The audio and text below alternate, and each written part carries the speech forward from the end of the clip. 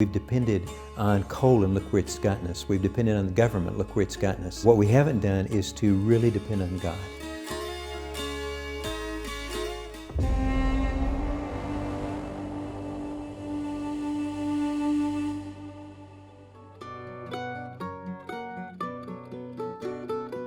Appalachia, it's a place where there's a lot of physically unhealthy people, where education has lagged, where there's just been a lot of violence from the days of the feuds all the way to the present hour.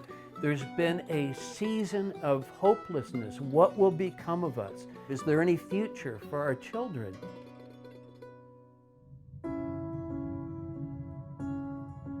All these people around here was employed by U.S. Steel. They thought U.S. Steel would always be here, and U.S. Steel failed and left. And we found out U.S. Steel was not the God we thought he was. One time we had over 350 active coal mines in Harlan County alone. Over 350. There's like 7 mines running now. Thousands and thousands of good men put out of work.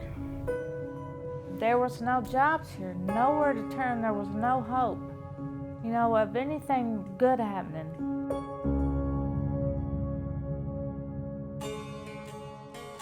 A group of people, about 300 of them, gathered in 3 towns next to each other, Cumberland, Benham, and Lynch, in Rotary Park. And they spent the whole day crying out to God that He would come and He would change their community, that He would bring jobs.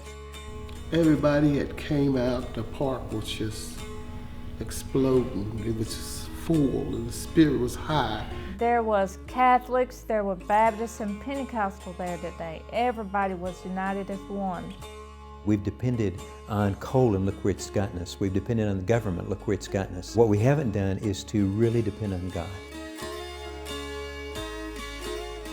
God heard these prayers, and amazing things began to take place. The Spirit of God fell upon the land itself. They had no wildlife, nothing that they could hunt. The tourists had disappeared. But all of a sudden, after this prayer, the land itself changed.